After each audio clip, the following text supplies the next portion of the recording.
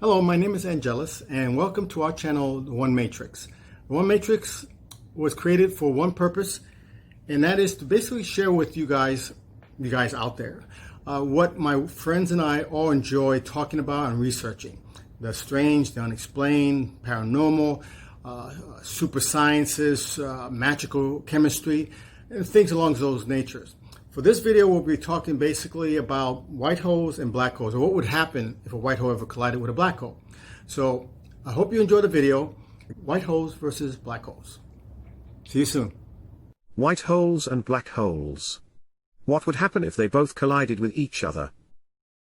Great question. But, can you first tell me what white hole and black holes are? Sure.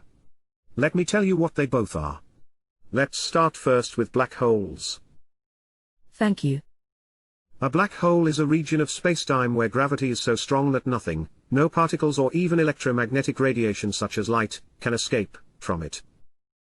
The theory of general relativity predicts that a sufficiently compact mass can deform spacetime to form a black hole.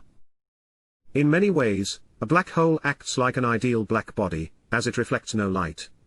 Moreover, quantum field theory in curved spacetime predicts that event horizons emit Hawking radiation, with the same spectrum as a black body of a temperature inversely proportional to its mass. This temperature is on the order of billionths of a Kelvin for black holes of stellar mass, making it essentially impossible to observe. I see now why they call it a black hole. It is virtually invisible. Yes, you are correct. Amazing. When did scientists first postulated such a light-eating thing, like black holes? Well, objects whose gravitational fields are too strong for light to escape were first considered in the 18th century by John Michel and Pierre-Simon Laplace. The first modern solution of general relativity that would characterize a black hole was found by Karl Schwarzschild in 1916, although its interpretation as a region of space, from which nothing can escape, was first published by David in 1958. In 1916, although its interpretation as a region of space on which nothing can escape was first published by David Finkelstein in 1958. Wait a minute. I thought black holes were a more contemporary discovery. How could they know about them before they were first discovered? That is how science works. Most things that are unknown in space are first speculated through mathematics and observations.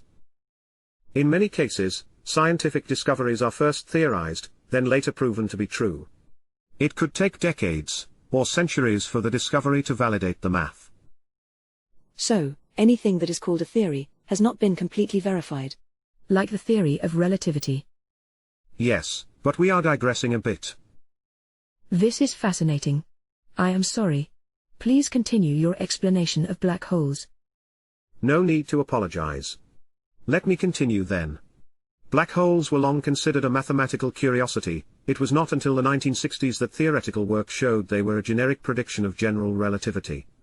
The discovery of neutron stars by Jocelyn Bell Burnell in 1967 sparked interest in gravitationally collapsed compact objects as a possible astrophysical reality. And, how are black holes formed? Black holes of stellar mass are expected to form when very massive stars collapse at the end of their life cycle.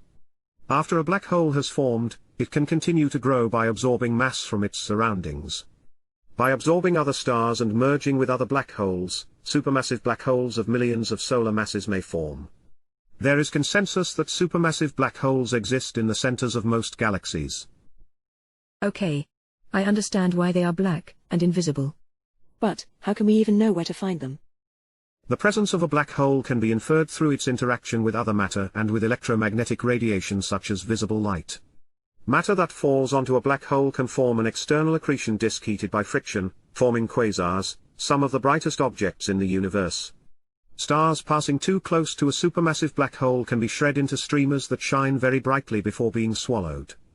If there are other stars orbiting a black hole, their orbits can be used to determine the black hole's mass and location. Such observations can be used to exclude possible alternatives, such as neutron stars.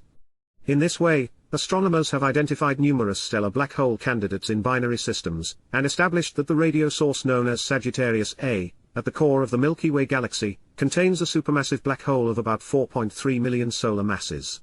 On the 11th of February 2016, the LIGO Scientific Collaboration and the Virgo Collaboration announced the first direct detection of gravitational waves, which also represented the first observation of a black hole merger. As of December 2018, 11 gravitational wave events have been observed that originated from 10 merging black holes, along with one binary neutron star merger. On the 10th of April 2019, the first direct image of a black hole and its vicinity was published, following observations made by the Event Horizon Telescope in 2017 of the supermassive black hole in Messier 87's galactic center. Now, what would happen if a black hole was near us on Earth, or our Sun? Pray that never happens. Because the entire Earth, and our Sun, would be torn apart and swallowed. God. What a monster. How big of a black hole would you need to do this? Large or small, it is not the size that really matters, since the black hole is so dense, and the gravity is so great. For example, if a black hole was the size of a nickel, it could weigh as much as the Earth. Now, let's talk about white holes. This explanation will be much shorter, for a few reasons. The first is that now that you know about black holes, just imagine, if you can, that white holes act completely opposite of black holes. In general relativity, a white hole is a hypothetical region of spacetime and singularity which cannot be entered from the outside, although energy, matter and light can escape from it. In this sense, it is the reverse of a black hole, which can be entered only from the outside and from which energy, matter and light cannot escape. White holes appear in the theory of eternal black holes. In addition to a black hole region in the future, such a solution of the Einstein field equations has a white hole region in its past.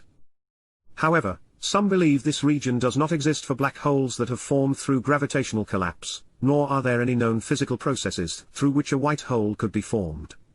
Although information and evidence regarding white holes remains inconclusive, the 2006 GRB 060614 has been proposed as the first documented observance of a white hole.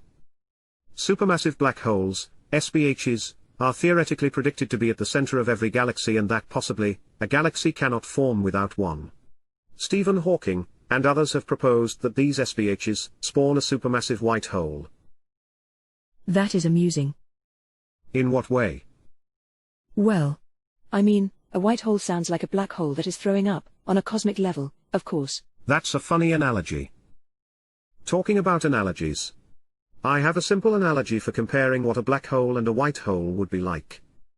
Think of a black hole as the drain entrance of a sink, and a white hole as the spigot. That is very clever, and yes, it makes the perfect representation for a layperson to grasp. Well, I believe we can let our host finish up this video with a few more details and a demo of what happens when both a white hole and black hole collide. Thank you, Arthur, for assisting me with this presentation. You're quite welcome. It was my pleasure.